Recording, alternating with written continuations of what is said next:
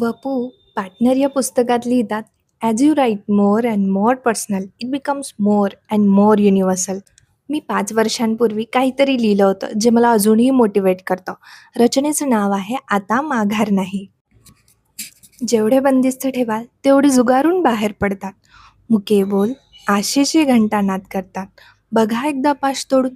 तसेही इतके दिवस बंदिस्त राहिल्याच आहात.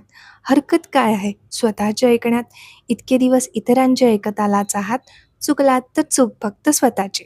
त्यामध्ये कोणी भागीदार नाही. ना नफा ना तोटा. तशी स्कीम काही फसवी नाही. बरोबर आलात तर एक शोध लागेल स्वतःचा. आता प्रश्न उरला की नक्की करायचं तरी काय? अगदी सोपं आहे. मन आणि बुद्धीची सांगड घालून सुंदर आयुष्याचं चित्र रेखाटायचं. पूर्ण शक्तीनिशी शेवटपर्यंत झोकून द्यायचं त्यामध्ये स्वतःला. अट मात्र एकच, आपल्या चित्रपटाचे नायक फक्त आपण. सहाय्यक कलाकार होण्यात काही मजा नाही. चला तर मग, आता माघार नाही.